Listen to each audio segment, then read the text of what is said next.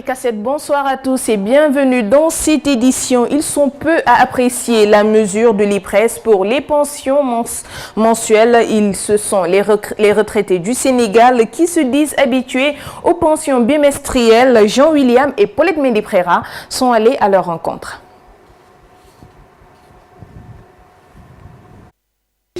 Un billet de 10 000 francs et 1 000 francs.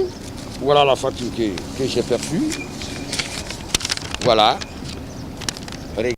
La somme est dérisoire comparée aux 33 000 francs qu'il percevait tous les 2 mois. Lorsqu'il sort ce lundi de la poste, Jean Ducasse n'affiche pas le sourire habituel. À l'image de bon nombre de retraités, il découvre ce matin sa première pension mensuelle. On nous a dit chaque fin du mois, nous aurons notre argent. Et ça a commencé par ce mois-là. J'ai perçu que 11 000 francs. Moi, je vais rester comme avant. Je ne vais pas continuer à ça. Chaque 2 mois, je préfère rester chaque 2 mois, je puisse aller toucher mon argent. Cela, quand même, il y a un peu d'avantage. Une demi-pension mensuelle en lieu et place d'une pension tous les 2 mois. La nouvelle mesure de l'IPRES reste acceptable pour les retraités. Toutefois, c'est son application qui pose problème. Oui, je pense qu'il n'a pas été pertinent de commencer cette disposition au mois de décembre. Les retraités sont restés 2 mois sans percevoir de pension. Leur donner une demi-pension, c'est les mettre dans une situation imprévue et difficile. Au bureau de poste de Fannes, cette veuve est venue percevoir la pension de son époux. Selon elle, cette mensualisation vient à son heure, même si elle ne touche que la moitié de la somme habituelle. C'est une bonne affaire pour nous et ça va continuer. On espère. Parce que c'est pas beaucoup, mais on essaie de jongler avec ça, quoi. Dans la plupart des bureaux de paiement, les retraités sont ressortis ce lundi dépités de n'avoir reçu qu'une partie de leur pécule. Conséquence de la mensualisation adoptée par l'IPRES à compter du mois en cours. Une mesure d'ores et déjà critiquée, malgré l'annonce d'une hausse des pensions dans le courant de l'année prochaine. Ils se sont à nouveau réunis ce matin devant les locaux du ministère de la Santé et de l'Action sociale. Mais cette fois-ci, avec leurs parents, ils exigent une revue de leur copie d'examen. Amadou Sabarba, Sidi Mohamed Assam.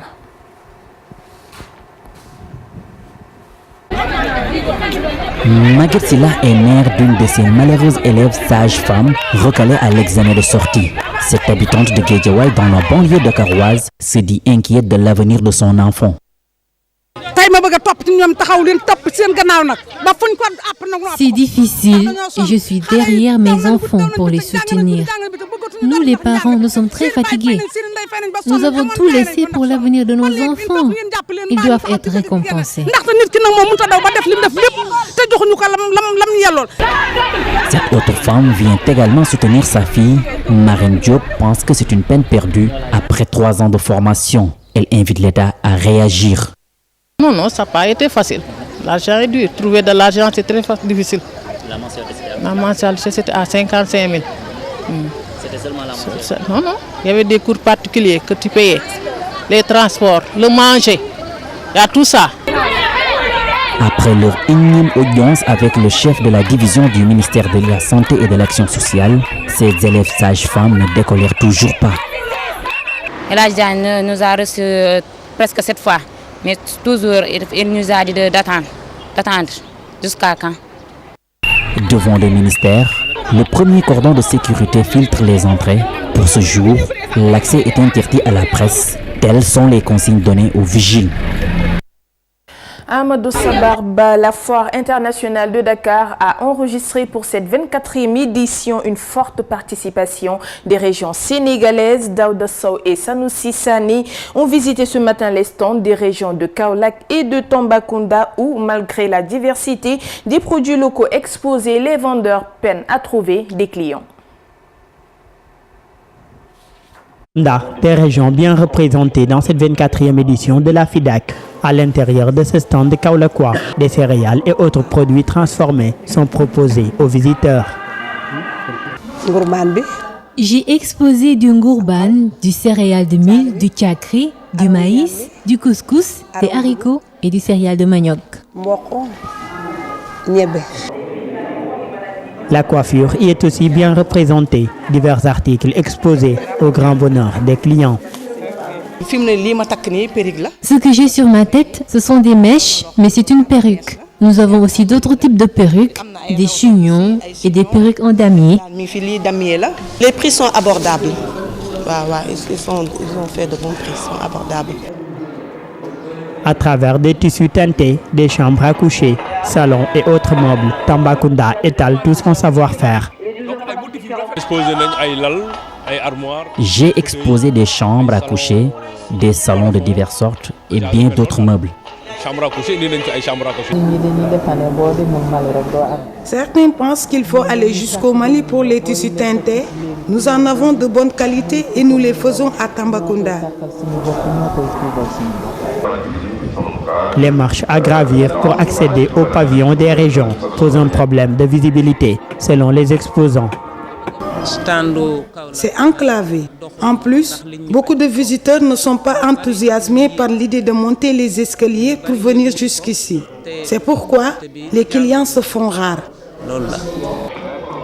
La foire internationale de Dakar, une occasion pour beaucoup de régions de faire connaître leurs produits. Pour l'instant, l'enclavement de leurs stands fait que les affaires ne marchent pas encore pour eux. Ces exposants de Kaolack et Tambacounda veulent que des mesures soient prises pour une meilleure visibilité de leurs stands.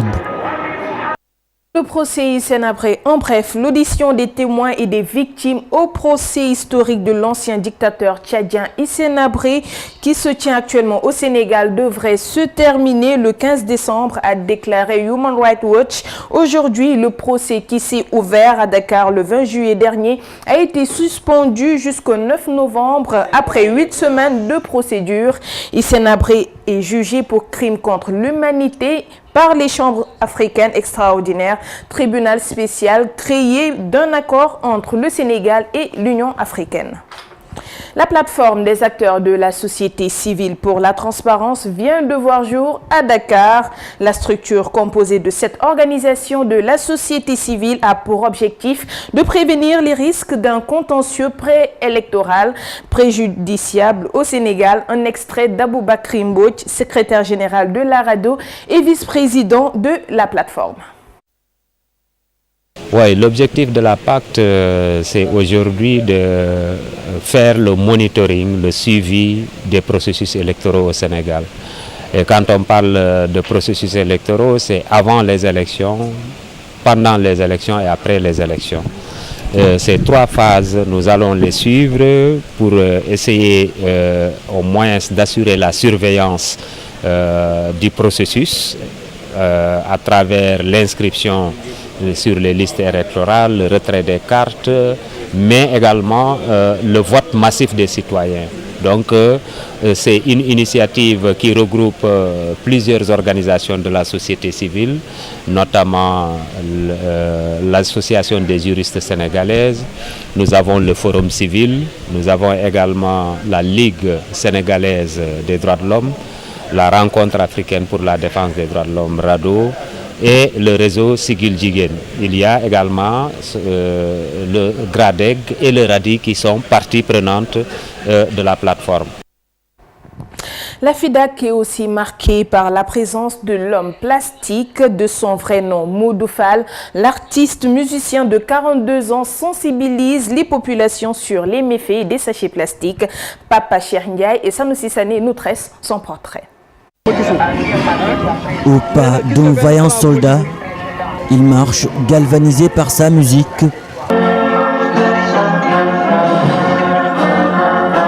Modou Fall, au l'homme plastique, a sa manière de marquer cette 24e édition de la Foire internationale de Dakar. On est là uniquement pour sensibiliser les gens, l'impact que les sacs plastiques sont en train de causer sur notre environnement. Avec son chariot symbolisant le combat qu'il mène, la protection de l'environnement, il s'arrête parfois et sensibilise ses écolières. Une leçon retenue. J'ai retenu qu'on ne doit pas jeter les sachets plastiques par terre. D'autres, à l'image de ce visiteur, le rencontrent pour la première fois. Il faut immortaliser ces moments. Ce sont des personnes qui font tout pour lutter contre le réchauffement climatique et je pense qu'il est vraiment à encourager. Aujourd'hui âgé de 42 ans, Modou Fall, un ancien marchand ambulant, a déserté le marché pour devenir un citoyen au service de sa patrie. Pour les saletés qui se trouvent actuellement dans les marchés, c'est nous les commerçants, c'est nous les marchands ambulants qui amènent les saletés sur le marché. Donc c'est à nous de commencer, faire les premiers pas, de nettoyer. C'est la raison qui nous a poussé de travailler de cette manière-là, pour que les Sénégalais sachent que donc, avant de réclamer tes droits, il faut faire ton devoir. L'homme plastique continue de militer pour la protection de la nature. Son combat, tout faire pour léguer une planète radieuse aux générations futures.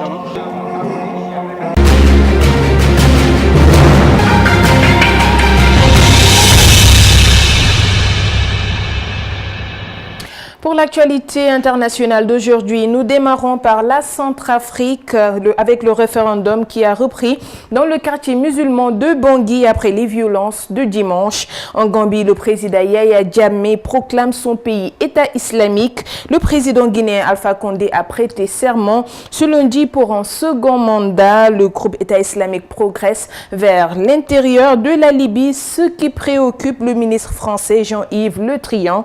Et c'est la défaite du Front National à l'élection régionale. Le PS résiste mieux que prévu. Fatou Cissé. Les opérations de vote pour le référendum constitutionnel en Centrafrique ont repris lundi dans le quartier musulman du PK5 à Bangui, là où le scrutin a été perturbé dimanche par des tirs à l'arme lourde qui ont fait 5 morts, selon l'AFP. Un imposant dispositif militaire des forces internationales, casques bleus et soldats français de Sangaris était en place autour du quartier, principalement aux abords du bureau de vote de l'école Baya Doumbia, visé dimanche par des tirs de mitrailleuses et de lance-roquettes. Le référendum vise l'adoption d'une nouvelle constitution et constitue également un test avant les élections présidentielles et législatives prévues le 27 décembre sous pression de la communauté internationale.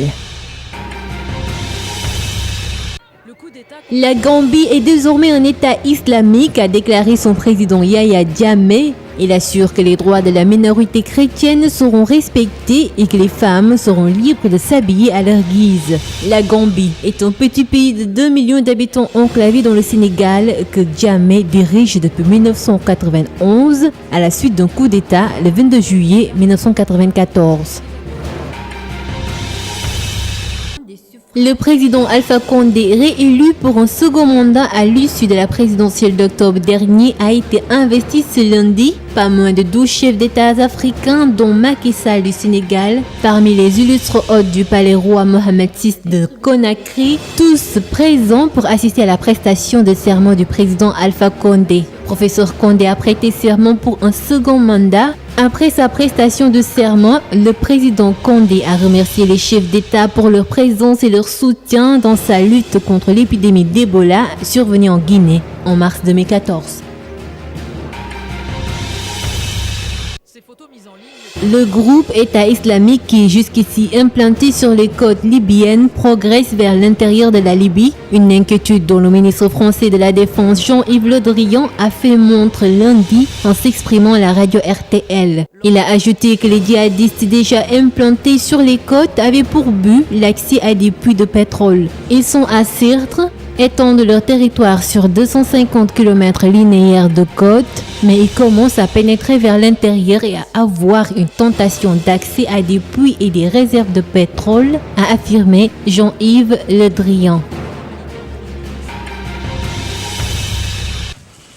Le Front National de Marine Le Pen n'est finalement parvenu à remporter aucune région française. Il est arrivé en tête dans 6 d'entre elles au premier tour. La droite gagne 7 régions sur 13. La gauche en conserve 5. Ce sont les automistes qui l'ont remporté en Corse. Marine Le Pen se félicite cependant de la progression constante de son parti. Par rapport à la dernière élection régionale en 2010, nos listes passent de 9,17% à 30% des voix en ce second tour, soit 5 ans plus tard. Le Front National sera désormais la première force d'opposition dans la plupart des conseils régionaux de France, a déclaré la présidente du Front National.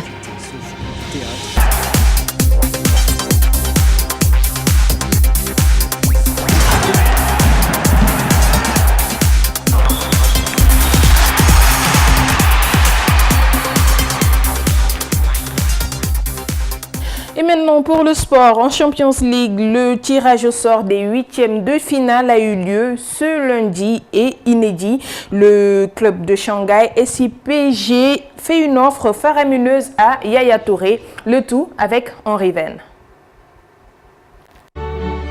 Le tirage des huitièmes de finale de la Ligue des Champions a eu lieu ce lundi.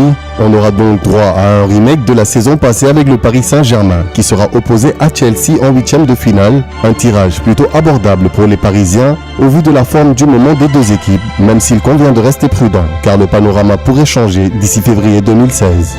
Les Blaugrana et la MSN ont hérité d'Arsenal, leader de Première Ligue, tandis que les Bavarois de Pep Guardiola ont tiré la Juventus Turin, finaliste malheureux de la saison dernière. Le Real Madrid, autre favori de la compétition, sera pour sa part opposé à l'AS Roma de Rudy Garcia. Le voisin, l'Atlético, affrontera lui le PSV Eindhoven.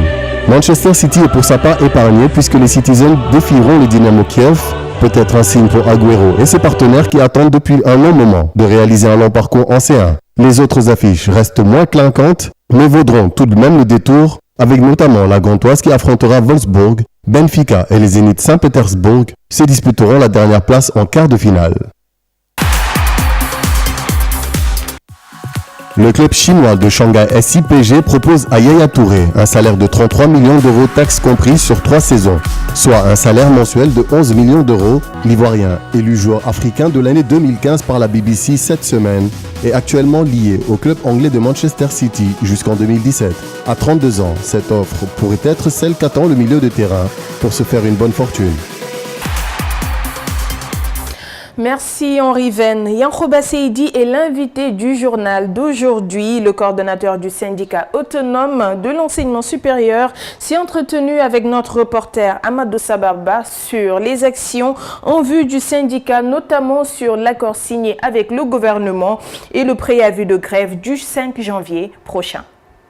Yankhoba Seydi, le CS vient de terminer sa conférence nationale des sections à Ziguinchor. Est-ce que vous pouvez nous faire un peu la situation des universités au Sénégal? La situation dans nos universités est extrêmement compliquée. Elle était déjà compliquée depuis longtemps. Ça, je crois que nous avons communiqué suffisamment là-dessus. Et je ne suis pas sûr qu'au Sénégal, il y ait une seule âme qui ne sache pas l'extrême difficulté qu'il y a dans nos universités. Alors, la principale difficulté est liée à cette surpopulation, cette massification qui fait qu'aujourd'hui, même l'université Gaston Berger, qui était souvent citée en exemple, est devenue maintenant une UCAD de bus. D'ailleurs, il y a une expression créée là-bas, on appelle l'UCADisation de l'UGB. Justement, la loi cadre, est-ce que c'est le point saillant du protocole d'accord signé? En football, vous connaissez le surplace. Quand on était petit, quand il y a les matchs de quartier qu'on faisait et il suffit qu'une personne d'âge avancé passe pour qu'on dise sur place. C'est-à-dire qu'on se met, tout le monde se met sur place et personne ne bouge jusqu'à ce que la personne passe. Le surplace. On ne bouge pas, on n'avance pas, on ne recule pas. Alors, l'exemple, là, je l'ai donné justement pour un peu donner l'image de l'état d'exécution de ce protocole d'accord auquel vous faites allusion, qui a été signé le 16 mars dernier. Ça veut dire que 9 mois après la signature de ces accords, il ne s'est rien passé. S'il y a un seul mouvement, c'est que le gouvernement a retiré la loi cadre. Des décisions ont été prises lors de la conférence nationale des sections à Ziguinchor. Est-ce que vous pouvez nous dire un peu par rapport à ces décisions? Sur l'ensemble des campus publics, que nos militants qui sont dans les instances rejettent des budgets si ces budgets ne sont pas sincères et si ces budgets ne sont pas véridiques. Et ça, c'est un principe. Le régime financier accepte cela. C'est cela, un budget, il doit être en équilibre, il doit être sincère, il doit être véridique. Si ces principes-là ne sont pas dans le budget qu'on va nous soumettre prochainement, que nous les rejetions. Parce que justement, l'année dernière, le budget, nos camarades n'avaient pas voté ces budgets dans certains campus. On nous a fait croire que oui, il n'y aurait pas, les craintes qu'on avait ne seraient pas fondées, mais on s'est rendu compte que les salaires continuent à tarder à être payés. Jusqu'à présent, il y a certains collègues qui n'ont pas perçu leur salaire. C'est une aberration. Je vous ai rappelé également tous les services faits mais non payés jusqu'à présent, c'est un problème. Donc, pour cette, vraiment, comme on le dit, chat échaudé craint l'eau froide. L'une des décisions majeures, c'est qu'on refuse de voter des budgets prochainement qui nous seront soumis si ces budgets ne sont pas sincères, véridiques et en équilibre. Deuxième décision forte à l'issue du conseil de la conférence nationale de section, c'est qu'on ne prenne pas de charge horaire en L1. Et ça, c'est extrêmement important aussi. Et troisième et dernière décision majeure, c'est le dépôt d'un préavis de grève le lundi 5 janvier. Parce que le protocole, le préavis que nous avions déposé en janvier dernier, il court toujours. Ce sera jusqu'au 31 décembre. Donc, quand on sera au 31 décembre, il arrivera à échéance. Et nous réserverons le droit de déposer un préavis dès le lundi 5 janvier 2016, si d'ici là, absolument rien n'est fait. Parce qu'apparemment, le gouvernement continue à faire le mort. Alors, Dr Seydi, est-ce qu'on peut s'attendre à une année universitaire mouvementée de la part du SAES? Nous ne savons pas et nous ne le souhaitons pas, mais au rythme où vont les choses, si le gouvernement ne respecte pas ses engagements, le SAES n'exclura absolument rien. Et le mandat a été très clair à Ziguinchor le samedi dernier. Et je pense qu'il y a des choses auxquelles il faudra s'attendre dès le début du mois de janvier. 2016, c'est la fin du contrat de performance. Alors, quel bilan tirez-vous du CDP? J'attends parce qu'il y a eu une rencontre un séminaire tenu à Sali le week-end dernier. J'attendrai le bilan qu'ils vont en tirer.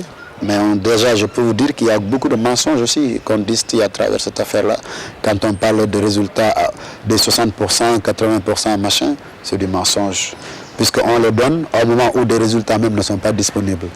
Au moment où les gens n'ont pas sorti les résultats à Dakar ou ailleurs, je ne sais pas comment ils font pour sortir des résultats de ce genre. Je rappelle que nous étions avec Dr Yankoba Seydi, il est le coordonnateur du SAES à Dakar. Merci Dr Seydi. Et voilà, c'est la fin de cette édition. Merci de l'avoir suivi. Les programmes continuent sur Africa 7. Excellente soirée à tous.